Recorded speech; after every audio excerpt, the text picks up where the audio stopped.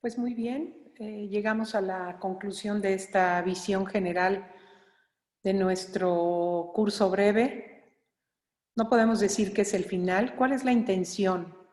¿Cuál es la intención de estos encuentros en donde la palabra de Dios es la que nos ilustra, la que nos muestra, la que nos enseña la revelación de Dios, que quiso entregar al mundo a través de personajes concretos, miembros de un pueblo concreto? Decimos que no es el final. ¿Cuál es la idea? Que tengamos esa despertar, quizá. Muchos de ustedes seguramente ya son doctos en la materia, pero nunca sabremos todo. Siempre tenemos oportunidad de seguir conociendo a Dios, de seguir conociendo lo que la Escritura nos entrega. Entonces es una invitación a querer profundizar, a querer avanzar. Y este Instituto de Pastoral Bíblica Salvador Carrillo Alday, pues fue fundado por el padre que dio su nombre a este instituto, a nuestro maestro, con un método extraordinario, un método reconocido no solamente en América Latina, sino en otros lugares del mundo. Es un método accesible, es un método profundo, pero a la vez es un método accesible a todas las mentalidades, diferentes edades, etc. Pues muy bien, entonces decíamos en nuestro penúltimo encuentro con la palabra, veíamos que Dios suscita en el siglo II, hacia el año 165, antes de la era cristiana, a un personaje que va a ser el indicado para comunicar ese deseo de Dios que quede plasmado en el corazón del hombre como un deseo del hombre. ¿Y cuál es ese deseo? Decíamos que es que Dios reine a todas las naciones y que lo haga a través de un pueblo concreto. Pero dicen los judíos, ¿a qué pueblo creen ustedes que escogería Dios? Pues a nuestro pueblo, ¿verdad? Pero eso no es algo que alguien se imagine. La misma escritura en el libro de Daniel, antes de leer la visión a la que nos hemos referido, quisiera yo que vieran su libro de Daniel en el capítulo 7, versículo 27, que va a confirmar, que va a respaldar, o más bien va a fundamentar lo que acabamos de decir.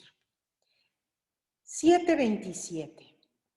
Y el reino y el imperio y la grandeza de los reinos bajo los cielos todos serán dados al pueblo de los santos del Altísimo. ¿Cuál es ese pueblo de los santos del Altísimo? Es Antiguo Testamento. No ha nacido la iglesia. No podemos decir a cuál de los dos pueblos se referirá el texto, porque nosotros sabemos que somos también pueblo de Dios, somos el nuevo pueblo de Dios. Pero aquí no había más que un pueblo de Dios. Y reconocido por los pueblos, y reconocido por los pueblos circundantes. Los pueblos de aquel entonces decían, primero decían el Dios de los hebreos y luego el Dios de los judíos. Un solo pueblo. Y entonces dice, ese reino, esa grandeza de que Dios reine, serán dados al pueblo de los santos del Altísimo.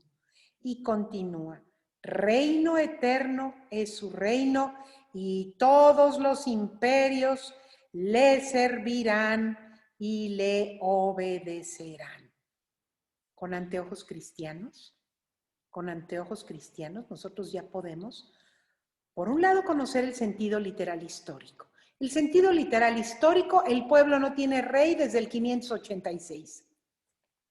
Pero la experiencia de los reyes es que tanto los del norte como los del sur, realmente a excepción de Ezequías y de Josías, realmente los reyes fueron malos.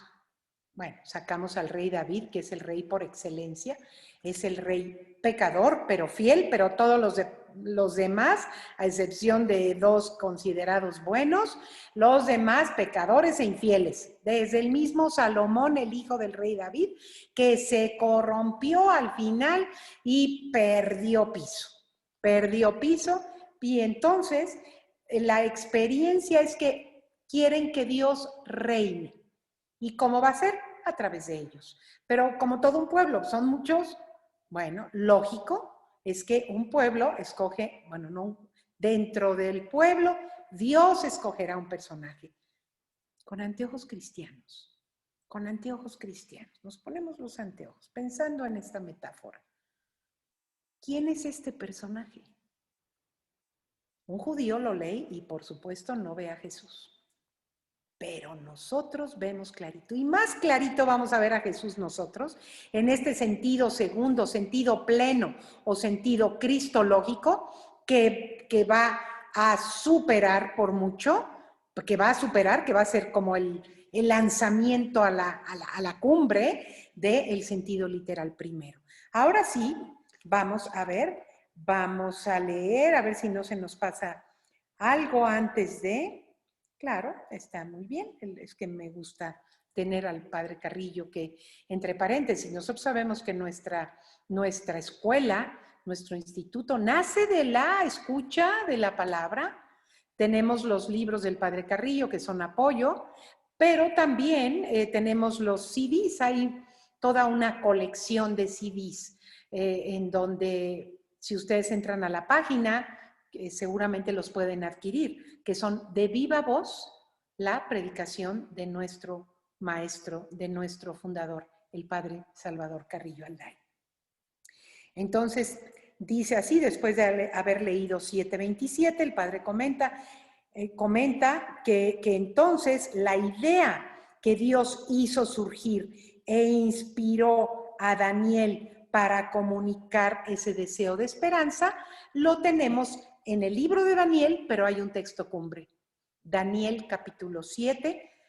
Veamos cómo en este género, es un género apocalíptico, es un género literario importante, que hay que saborearlo, hay que disfrutarlo. Dice 7, pero voy a leer desde el versículo 9, ¿qué les parece? Y me brinco algunos, pero luego llego al versículo donde comienza propiamente la visión. Está en un estado de contemplación, de comunión con Dios. Es cuando decíamos, Dios da su revelación, no cuando el hombre está bailando, ¿verdad? Sino cuando está en un encuentro personal con Él. Entonces dice, mientras yo contemplaba, se aderezaron unos tronos, ¿verdad? Y un anciano se sentó. Un anciano con A mayúscula se refiere a Dios. A Dios. Su vestidura blanca como la nieve, blanco, color de la victoria. Los cabellos de su cabeza puros como la lana, símbolo de eternidad, la barba blanca y la cabellera blanca, blanca es símbolo de eternidad.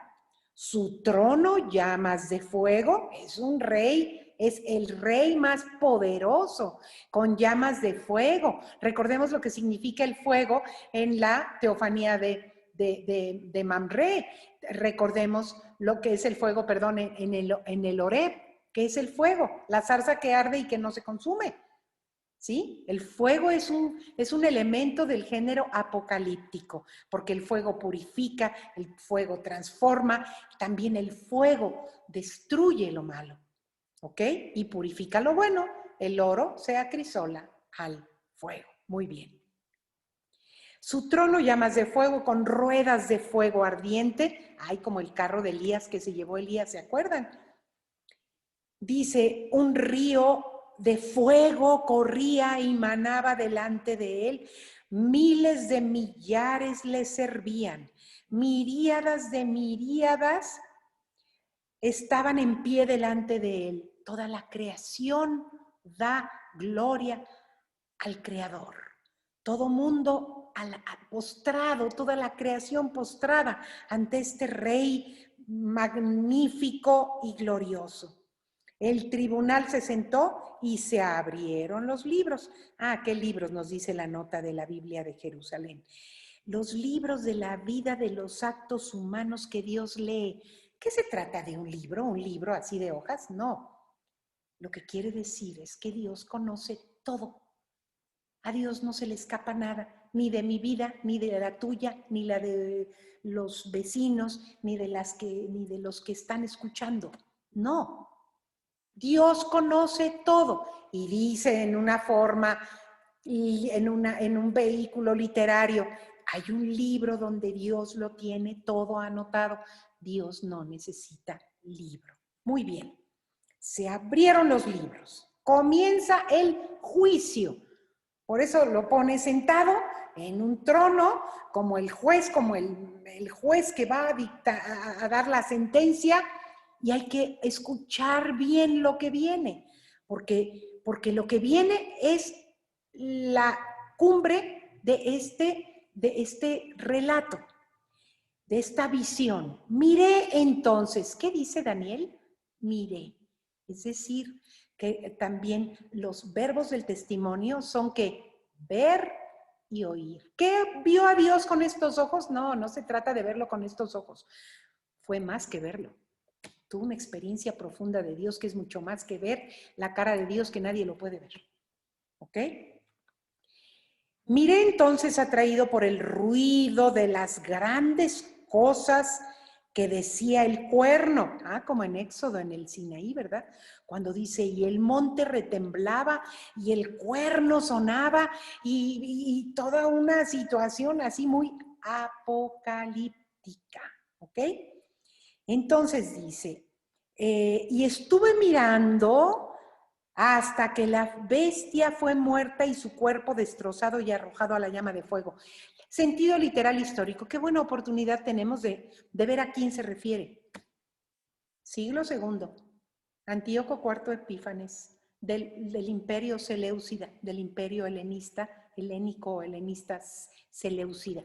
¿Qué hizo? Trató de destruir, pero Dios dijo, ¿qué te pasa si yo soy el Señor? Entonces, ¿qué hicieron los macabeos? La guerra de los macabeos, ¿qué hicieron? Sacaron a Grecia, destruyeron todo eso, repurificaron el templo, y entonces, ¿a quién se referirá? Sentido literal histórico. Antíoco IV Epífanes y Grecia. A eso se refiere. Fue destrozado y arrojado a la llama de fuego. A las otras bestias, se les quitó el dominio. Si bien se les concedió una prolongación de vida. ¿A qué imperio cuáles son las otras bestias? El imperio persa, medo o persa, el imperio griego, el imperio babilónico, el imperio asirio. Es que en el siglo II, 165, ya se conoce la historia de los imperios que pusieron su pie sobre el pueblo. Y entonces, Dios, a través del profeta, está diciendo, pues no solo Grecia, también la historia pasada, soy el Señor de la historia pasada. Por eso dice a las otras bestias también, sí, eso que se les concedió una prolongación de vida, claro, tuvieron su duración, ¿verdad? Dice entonces, durante un tiempo y hora determinados. Muy bien, yo seguía contemplando las visiones de la noche. Sigue el juicio, pero viene lo bueno. Y he aquí que en las nubes del cielo venía como un hijo de hombre. ¿De dónde venía? De las nubes. Las nubes, primero nubes, ¿qué significa? Presencia de Dios. La nube que andaba con el pueblo de día y la columna de fuego de noche. Veamos todos estos elementos, cómo nos sirven para ir viendo toda esta relación, toda esta unidad en la revelación. Dice entonces, venía de las nubes del cielo. ¿Y quién está en el cielo? Dios. Entonces, ¿de dónde viene el personaje? De Dios. Decíamos que el anhelo de Daniel es que Dios reine, pero a través del pueblo, un personaje concreto, pero que no va a reinar ni por votación, ni por elección, ni por consenso, sino que va a venir de voluntad de Dios. En principio va a venir de voluntad de Dios. Pero nosotros con anteojos cristianos sabemos que Jesús, Dios eterno, bajó del cielo, se hizo carne, vivió como hombre, enseñó como hombre, aprendió como hombre, sufrió como hombre, murió como hombre y resucitó como hombre. El personaje que Daniel escribe sueña con un personaje, dice, Dios va a suscitar porque Dios me lo ha comunicado, yo lo vi. Dicen, ¿de veras lo viste? Bueno, no con estos ojos, pero seguro que Dios me lo dijo. Dios me comunicó. Tuve posiblemente una visión, sí, posiblemente. Yo creo que sí. Cuando yo llegué al cielo, le preguntaré a Daniel, a ver, cuéntame, platícame, porque fue tan poco lo que nos dijo en la escritura que quisiera que me contaras. Pero mientras tanto, Daniel no sabía que hablaba de Jesús. Sentido literal histórico o sentido primero. Pero el Espíritu Santo sí sabía que estaba anunciando a Jesús que viene, que es hijo del rey, ¿sí o no? El rey es Dios. Jesús es Dios, pero viene y se hace hombre. Y dice, venía como un hijo de hombre, es decir, un hombre, o sea, una figura con figura de hombre. Y Jesús no solamente apareció como de repente como hombre, se hizo hombre, hombre como nosotros. Fueron celulitas que se fueron multiplicando, a partir de un acto del poder de Dios que no fue con participación de varón. Eso se ve en el curso de Jesús de Nazaret y nosotros lo creemos. Creemos que Dios envió a su hijo nacido de mujer sin participación de varón, pero le dio un papá por decreto. José, tú serás el padre del hijo de tu esposa. Tú serás el padre. Se encontraban en el tiempo ya de que eran esposos, pero todavía no entraban a la etapa de la convivencia. El matrimonio judío tiene diferentes etapas, entonces ya eran esposos, sí. ¿Convivían? No. Y el hijito vino en tiempo antes a la convivencia. ¿A quién vemos? A Jesús. Vemos como a un hijo de hombre. ¿Y qué pasó con este como hijo de hombre, con este hombre de figura humana y de presencia humana y de naturaleza humana, que vino de dónde? Del cielo? Este misterioso personaje, porque sí es misterioso, ¿verdad? Se dirigió hacia el anciano. Aquí anciano en su Biblia también debe de tener A mayúscula, y ya subrayamos anciano en el versículo 9. Anciano es Dios, es decir, el Padre. Se dirigió hacia Dios y fue llevado a su presencia. Fue llevado hacia arriba, a su presencia. Jesús que murió no quedó muerto. Jesús resucitó, ¿verdad? Resucitó, ascendió, ¿verdad? Toda es un movimiento teológico, pero verdadero. Es un momento espiritual al que todos vamos a ese movimiento, ¿verdad? Que seremos llevados a Dios. Llevados a Dios. Primero Dios, ¿verdad? Hay que luchar por eso. Pero dice, fue llevado. Vemos a Jesús exaltado después de haber muerto en la cruz. Es Jesús que es sepultado y Jesús que resucita. Y luego que se apareció durante 40 días en esas apariciones pedagógicas. Y después, ¿qué pasa? ¿Qué pasa? Pasa esto. A él, ya que llega Jesús, hombre glorificado, al cielo, después de su Pascua, a él se le dio imperio, honor y reino. Y todos los pueblos, naciones y lenguas le sirvieron. Su imperio, subrayen, es un imperio eterno.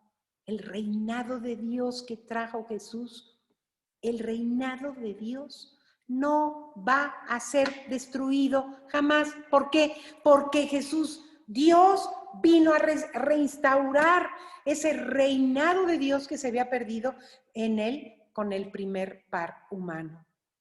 Su imperio es un imperio eterno que nunca pasará y su reino no será destruido jamás. Palabra de Dios, palabra de Dios. La fe me dice que es Dios el que lo anunció. Sentido literal histórico, hablaba de un personaje que dice Daniel, va a venir un personaje de estas características. Y el pueblo dice, sí, ya que reine Dios, pero que reine a través de nosotros y que escoja a uno, ¿verdad? Que escoja a uno. Anteojos cristianos, por más que no queramos, nos aparece Jesús, pero nos aparece no solamente en esa triple realidad. Primera realidad, que vino del cielo, porque existe desde antes. Después, dice, hijo de hombre, encarnación, tomó una naturaleza humana. Y luego fue elevado y se le dio todo poder, imperio y su imperio, su reinado no será destruido jamás. Por eso concluimos que Jesús es el Mesías, anunciado por Dios veladamente a lo largo de la historia de la revelación. No sé, mis queridos hermanos, pero esto es una gracia enorme, que muchos murieron sin tener el conocimiento así salpicadito que nosotros hemos podido recibir a partir del Concilio Vaticano II, no porque antes no, pero estamos en unos tiempos de gloria, estamos en tiempos importantes y en tiempos de grande compromiso. Muy bien, pues otra cosa importante sí, Roma realmente voy a hablar muy poco, pero hay otro dato muy importante que lo quiero yo ver. Recuerden que hemos estado viendo, a ver, espérenme, vamos a compartir pantalla porque no estoy compartiendo pantalla. No estoy compartiendo, eso lo cerramos. Y les digo que hemos visto otra línea del tiempo. A ver, vamos a cerrar esta y les voy a mostrar la otra que hemos estado viendo, que es muy importante. Se me hace que la cerré, la volvemos a abrir. A ver, la volvemos a abrir. No, yo creo que la tenemos acá. A ver, vista previa. Aquí la tenemos. Hemos visto esta línea del tiempo que es muy completa, que nos ha iluminado más o menos, ¿verdad? En ese tiempo. Bueno, sobre esta nos vamos a quedar. Vemos aquí algo bien importante.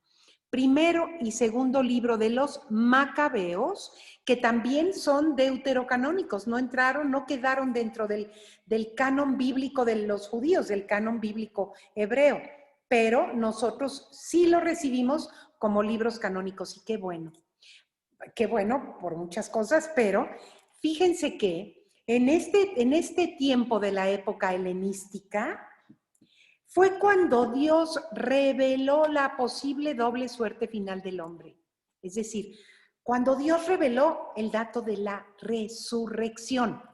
Antes de esto no se tiene escrito ni conocimiento de que Dios haya revelado el dato de que vamos a resucitar. Y tenemos dentro de la lectura del libro de los Macabeos, la historia de los Macabeos es de los hermanos y de los Macabeos que lucharon, pero llegó un momento en que una madre de 7 hijos de los que lucharon fueron asesinados, ¿verdad? Nos dice el libro de los Macabeos, pero que vamos a 2 Macabeos capítulo 7, Vamos, vayan a su libro. Esta madre es el instrumento a través del cual vamos a recibir de labios de la madre, vamos a recibir este importante dato.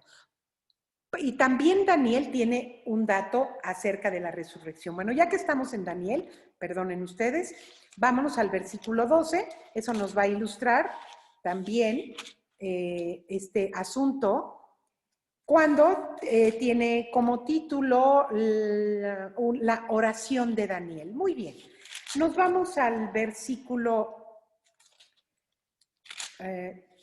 12 del 2 al 4. En las Biblias que dice la resurrección y la retribución. Y aquí está la doble suerte final, ¿verdad? Dice, muchos de los que duermen en el polvo, ya dijimos que los dormidos son los muertos, están bien muertos. No se durmió, se murió. Muchos de los que duermen en el polvo de la tierra, es decir, de los muertos, se despertarán. Unos para la vida eterna, otros para el oprobio, para el horror eterno. Lo que llamamos como el infierno. Ese estado de la persona que al morir va a estar estaría en una eterna ausencia de Dios. ¿Quiénes son los que para la vida eterna? Son aquellos que al morir gozarían, y de hecho podemos decir de muchos, ¿verdad? Que podemos tener la certeza de que están en esa vida eterna. La vida eterna, el cielo, es ese estado de la persona que al ser resucitada vive en una eterna presencia y posesión de Dios, ya por una eternidad. Entonces dice, y los que enseñaron a la multitud la justicia como las estrellas por toda la eternidad. También los maestros están considerados aquí, fíjense, los doctos brillarán como el fulgor del firmamento. Nuestro padre Carrillo ya está ahí. Y tantos maestros que a lo largo de la historia, San Agustín, los padres de la iglesia, tantos santos contemporáneos, el San Juan Pablo II, el Papa Benedicto XVI, que todavía lo tenemos, pero oigan, los doctos, el Papa Francisco, tenemos un papa docto, un papa como muchos han pasado a lo largo de la historia de la iglesia, sin contar la infinidad de maestros, quizá nuestros maestros de catequesis, nuestros maestros de la fe, ¿verdad? Nuestros maestros de la fe. Dice, los doctos brillarán como el fulgor del firmamento y los que enseñaron a la multitud la justicia como las estrellas por toda la eternidad. Y ahora sí, vámonos a Macabeos, segundo libro de los Macabeos, capítulo 7. Capítulo 7. En el capítulo 7 vamos al libro, entonces, el segundo libro de los Macabeos. Y voy a leer algunos versículos porque este dato de la resurrección y de la posible doble suerte final del hombre brota de estos textos. Ya leímos Daniel, ahora vamos al capítulo 7 que tiene como título este pasaje, el martirio de los 7 hermanos. Sucedió también que 7 hermanos apresados junto con su madre eran forzados por el rey. ¿Cuál rey? Antíoco IV Epífanes. Esta mujer y sus hijos eran ¿qué? De los Macabeos. Y el rey que quiso eliminar todas las instituciones y que negaran su fe. Y vean aquí. Dice, eran forzados por el rey, flagelados con azotes y nervios de buey, a probar carne de puerco, prohibida por la ley. Uno de ellos, hablando en nombre de los demás, decía así, ¿qué quieres preguntar y saber de nosotros? Estamos dispuestos a morir antes que violar las leyes de nuestros padres. Pero mandó matar y uno que come carne de puerco, que no quiero, que niega que Yahvé es tu Dios, que no quiero, al martirio, a la muerte, mátenlos. Y entonces dice el versículo 9, uno de los hijos, al llegar a su último suspiro, dijo, subrayen en su Biblia, tú, criminal, nos privas de la vida presente, pero el rey, ¿cuál rey? Dios. Pero el rey del mundo, a nosotros que morimos por sus leyes, nos resucitará a una vida eterna. Voy al versículo 13. Otro hijo, llegado a su tránsito, es decir, antes de morir, maltrataron de igual modo con suplicios el cuarto hijo. Cerca ya del fin decía así, subrayen, es preferible morir a manos de los hombres con la esperanza que Dios otorga de ser resucitados de nuevo por Él. Para ti, en cambio, no habrá resurrección a la vida. Tenemos otro texto de la madre al final, al último hijo. El último hijo, los demás permanecieron fieles, según este relato. Y dice el versículo 23, un versículo hermoso. No debemos dejar de subrayarlo. Pues así, el creador del mundo, el que modeló al hombre en su nacimiento y proyectó el origen de todas las cosas, os devolverá el espíritu y la vida con misericordia, porque ahora no miráis por vosotros mismos a causa de sus leyes. Y la voz de la madre me saltó al versículo 28, es un dato de fe también que aunado a un dato de fe de que la creación tuvo un principio. De la nada hubo un principio y ese principio es Dios. Entonces, versículo 28.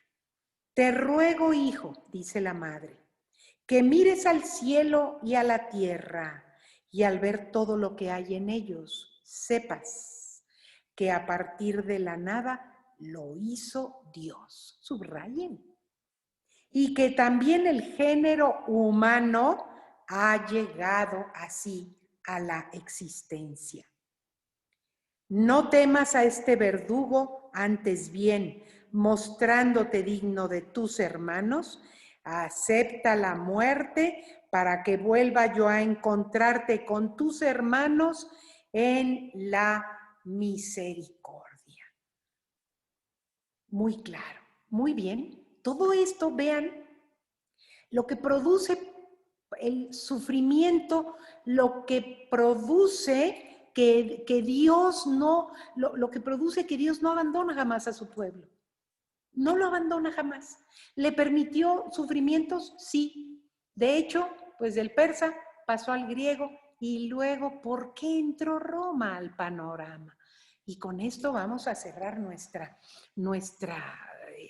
nuestro caminar en esta, caminar, corrimos porque en 15 horas ver siglos y siglos y siglos de historia, pues realmente es una gracia de Dios. Corrimos en esta historia, pero como les digo, démonos el tiempo de ir con calma, de estudiar más a profundidad. Vean todos los programas que ofrece este Instituto de Pastoral Bíblica. Muy bien.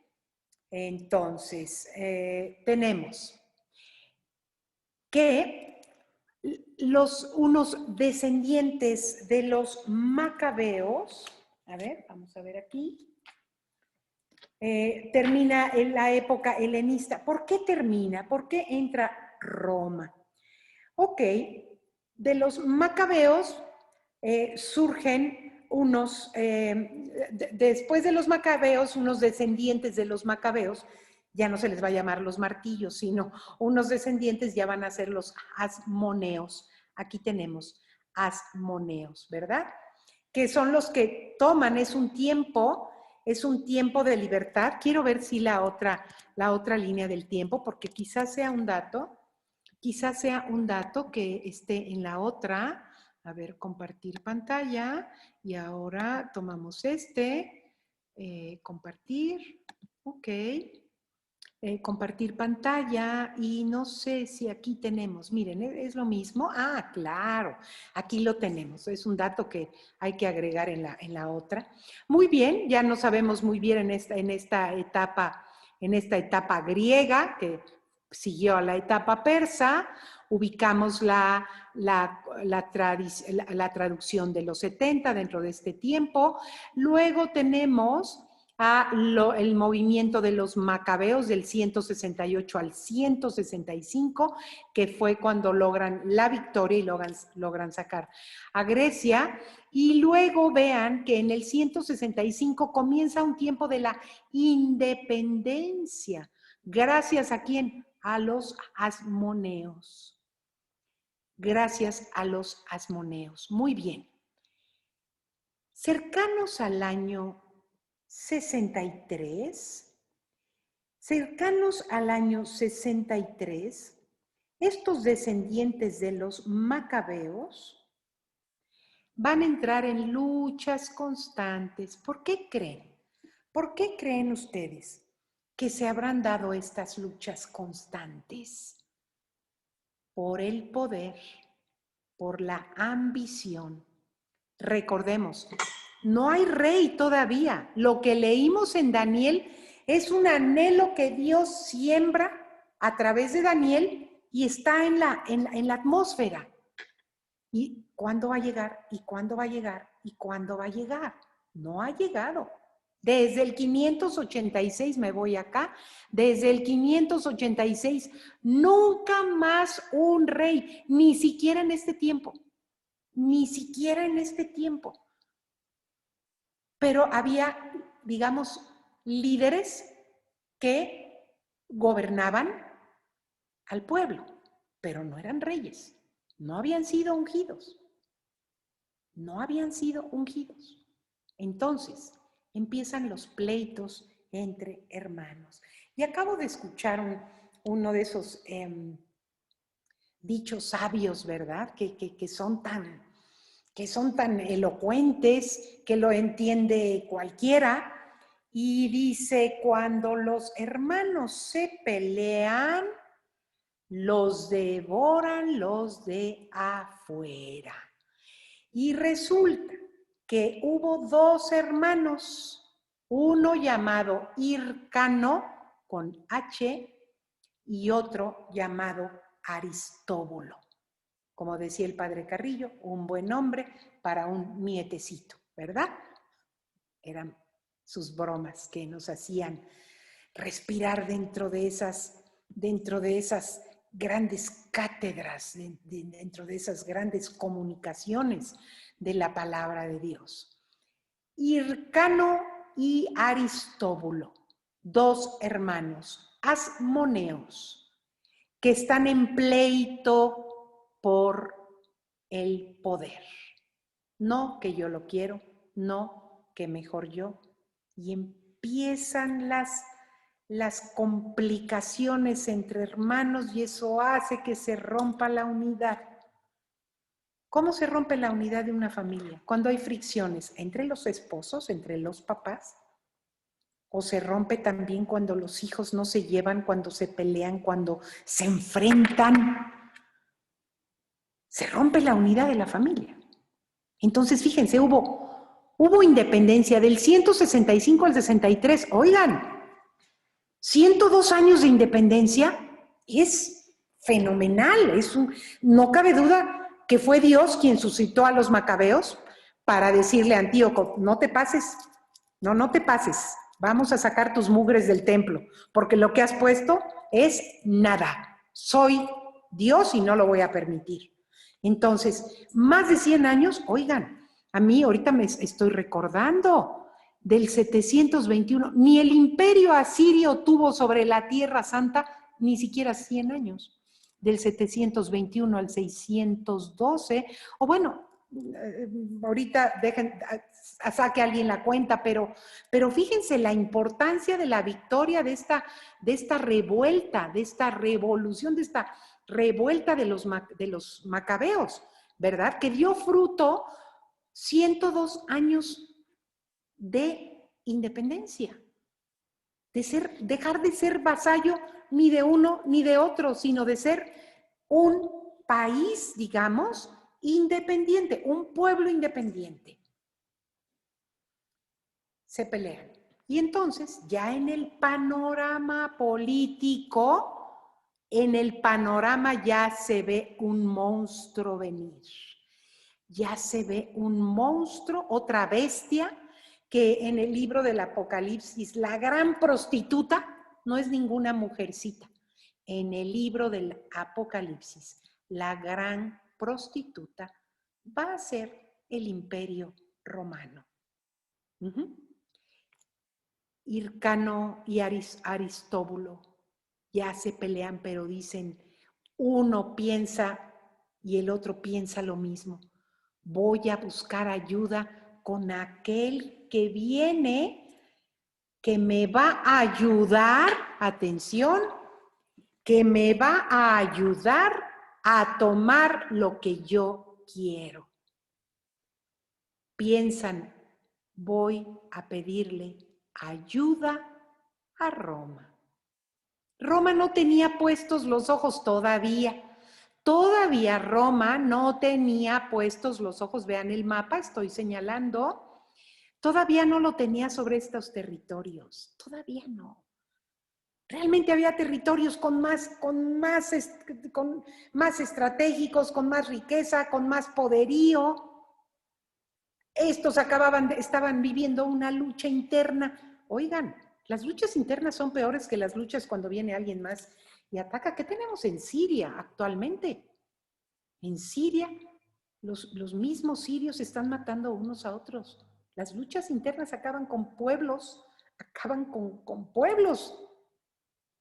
Hay peores pleitos que los que se dan dentro de una casa. No hay peores pleitos, porque entonces ya no hay puerta que contenga, no hay ventana que contenga, no hay limitación porque los pleitos están adentro.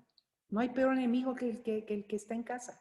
Entonces, Roma no tenía puesta la visión todavía en un lugar donde estaban las revueltas y pleitos y demás que habían pasado hace poquito tiempo. ¿Cómo deja una revuelta a una ciudad?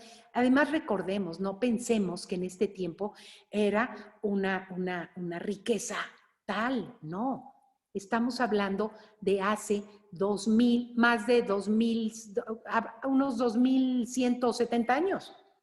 Oigan, no es lo que tenemos ahora. Entonces, estos dos hermanitos, Hircano y Aristóbulo, pedir ayuda a Roma. Roma dice, ¿cómo? ¿Qué necesitas? No, pues yo necesito gobernar sobre este territorio. ¿Tú? ¿Tú quieres gobernar? Si yo soy el mero bueno, si yo voy por ello, si yo por eso voy por ello. Entonces, no solo no ayuda, sino que entra Roma, la gran poderosa Roma, al panorama de la vida del pueblo. Entra al panorama. Regresaré a la otra línea del tiempo, ¿verdad? Para ubicar el año 63. Fíjense, todavía en el año 50 antes de Cristo vamos a tener el libro de la sabiduría. Este en griego. Muy bien. Entonces, ¿quién va a ser el que va a conquistar? Pompeyo, que va a ser a posteriori, va a ser emperador, va a conquistar. Va a decir que ni por las buenas. Entro y qué es cómo entraban los que se creen poderosos, los poderosos cómo entraban, destruyendo. Y entonces, más si hay por ahí alguien que pretende gobernar. Entonces, va a entrar, vamos a ver el mapa, vamos que entonces esta entrada va a ser, ¿en qué año? En el año 63. Va a entrar Pompeyo, el emperador en aquel entonces era Vespasiano. Al morir Vespasiano, Pompeyo va a ser emperador. Y luego vienen toda una cadena de emperadores porque el imperio romano duró más y más y más de lo que nos podemos imaginar. Eso es parte de otro tema. Si entramos ahí no acabamos y necesitamos acabar este tema. Muy bien. Entonces va a entrar Pompeyo, va a tomar la ciudad de Jerusalén. Y Pompeyo, quiero mencionar a un personaje importante, a un personaje muy importante. ¿Desde qué punto de vista? Desde el punto de vista del desarrollo arquitectónico en la Tierra Santa. Hemos hablado de Herodes el Grande, ese personaje hijo de Idumea y de árabe e idumeo, no era judío, pero Roma lo pone. Entra a Roma en el año 63 y dice, ¿a quién ponen? Por ahí alguien levanta la mano. Yo, era muy inteligente, Herodes era inteligentísimo. Basta ir a ver todos esos vestigios arqueológicos que Herodes dirigió. Entre ellos el más importante fue el de hermosear el segundo templo. Ahorita hablaremos brevemente de él. Entonces va a poner a Herodes. Va a haber una pequeña revuelta interna de 3 años en donde los partos venidos de Oriente van a causar cierto desasosiego, ¿verdad? Desasosiego o desasosiego, perdón, no sé cuál de las dos palabras, siempre tengo esa dislexia con esta palabra, pero es la que necesito usar. Y en esos 3 años Herodes se esconde, por supuesto, Herodes se esconde, pero va a regresar en el año 37 para quedarse en Jerusalén. Año 37, ¿ok? Y entonces, con él lideró este Herodes el Grande. Hay otros Herodes, unos hijos, otros parientes de Herodes el Grande, pero este es el gran constructor, porque con él va a alcanzar un desarrollo arquitectónico único todo lo que es la Tierra Santa. Él quería congraciarse con los judíos y entonces les hermoseó el templo. ¿De qué templo estamos hablando? Del segundo templo. Del segundo templo, el templo de la reconstrucción en el tiempo de la restauración judía. Este segundo templo va a ser hermoseado por Herodes y me voy a adelantar al año 70. Decimos, ¿dónde está el segundo templo? Pues en el año 70, Tito de Roma, Tito emperador, el general Tito, que también se haría emperador a posteriori, más bien Tito es el hijo de Vespasiano, Tito, el hijo de Vespasiano, en el año 70 va a tomar la ciudad de Jerusalén. La entrada de Roma va a ser Pompeyo, que también va a ser emperador después, y entonces este segundo templo va a ser destruido en el año 70. Voy a cerrar esta clase hablando un poquito de este segundo templo que tiene la importancia para nosotros porque es el templo que visitó María con el chiquito a los 40 días de nacido. Va a ser el templo que visitó Jesús con sus padres cada año cuando iban a la celebración de la Pascua. Va a ser el templo que visitaron los apóstoles, que visitó María, que visitó José, que visitó Pablo, etcétera, etcétera. Este templo, segundo templo, va a ser destruido y creemos definitivamente, incluso ni el pueblo judío considera la construcción del tercer templo, ni siquiera el pueblo judío al día de hoy. Habrá radicales que sueñan. De hecho, ya hay quien tiene hecha una menorá de oro grandota para el tercer templo. Eso ya tuvo su tiempo. Entonces, ni el judaísmo como tal tiene como en mente un enfrentamiento con miles, millones de árabes. Ajá.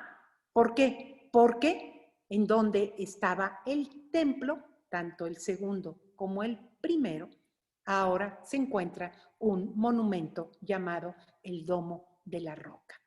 Habría que organizar, no, bueno, eso es imposible. No entra en la cabeza del judaísmo, digamos, contemporáneo, no, como repito, en la mente de aquellos que son los radicales, que no es malo ser radical, pero ellos piensan en la posibilidad de un tercer templo. Muy bien. Entonces, quiero cerrar hablando de este Herodes, el grande, gran constructor, y vamos a ver una de las obras más impresionantes que él hizo. Muy bien, tenemos aquí, vamos a ver, esto Jerusalén, una vista de Jerusalén. Al día de hoy es una vista actual, ¿sí? No existía, miren, todo este muro de contención que va hasta acá, que va hasta acá, todo este muro que va hasta acá, miren, acá hay árboles, pero este muro va hasta acá. Esto es una, digamos, lo que es el monte Moriah, entonces es una pequeña, es una elevación. Y lo que hizo Herodes para poder construir esta explanada, imagínense los millones de horas de trabajo humano para poder hacer esto, que Herodes lo hermoseó antes de que naciera Jesús. Cuando nace Jesús, Jesús ve en su esplendor el templo. Pero al día de hoy, hace más de 2000 años, y continúan estos muros de contención, ¿verdad? Estos muros de piedra, de arena, de roca, que hicieron que se aplanara toda la superficie. Aquí tenemos el muro de los lamentos, ¿sí? Pero les quiero decir algo. Actualmente, aquí hay 40 metros de altura. Aquí hay 40. Aquí tenemos unos 40, unos 55 metros de altura. Pero todavía, esto no es la base del muro de contención. La base del muro de contención todavía va más abajo, en donde se encuentra un túnel que se llamaba el túnel, bueno, que era el camino de los peregrinos. Ahora quedó esto todo aquí abajo, ¿verdad? Y el túnel iba por debajo, que era el camino de los que venían de purificarse de la piscina de Siloé, que estaba como por acá abajo. Actualmente todavía están los restos de esa piscina. Entonces bajaban, se purificaban y subían purificados para entrar. Entonces este es un túnel, a unos se purificaban y entraban por la puerta de Hulda, que es una puerta triple por acá, pero otros entraban por acá. Es un túnel que va hasta el fundamento de este muro de contención. Herodes construyó una de palacios, el palacio, la fortaleza de Masada, donde se dio la última rebelión judía. Bueno, no la última, porque todavía luego en el año 135 hubo otra rebelión, pero es en el año 70, en la década del 70, cuando los judíos van a ser expulsados de sus tierras, de su tierra. Y hablaba yo al principio de una tercera diáspora, Desde el año 70, los judíos fueron expulsados de su tierra, ¿sí? 70, pensemos al año 135, que estaba el emperador Adriano, una última revuelta que se llama la revuelta de Bar Kokhba, Pero, ¿qué pasa? Pero, ¿qué es lo que pasa? La diáspora se va a ir también ahora hacia Europa. Y después de Europa, a América. Y yo les puedo decir que si en algún país del planeta no hay judíos, díganlo ahorita. porque mañana empiezan a llegar. Son el pueblo, luz del mundo, del cual nació el Mesías a través de una mujer judía llamada María, con un padre por decreto divino judío, José, que aunque no tuvo participación biológica, tuvo un decreto directo de Dios que le dijo: tú vas a ponerle el nombre, según Evangelio de Mateo, tú le pondrás el nombre para que se sepa que tú eres su papá. Jesús, como le llamaba a José, le llamaba papá. Como le llamaba a María, le llamaba mamá. Muy bien, pues con esto hemos entrado ahora, hemos terminado, para que ustedes mismos busquen el curso siguiente, el curso que corresponde, que siempre debe ser el primero, o más bien con este curso, ustedes, si ya estudiaron Jesús de Nazaret, van a comprender mejor lo que han estudiado. Y si no, yo les invito a que busquen dentro de estos cursos breves en línea, que no son para nada un diplomado, pero que son una buena introducción para estudiar de forma esforzada, de forma entregada, el plan de revelación de Dios que nos dio en este plan que nosotros llamamos la historia de la salvación.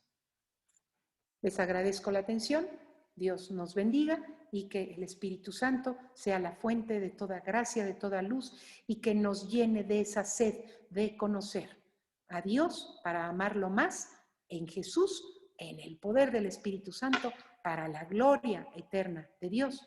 Amén. En el nombre del Padre, del Hijo, del Espíritu Santo. Hasta luego.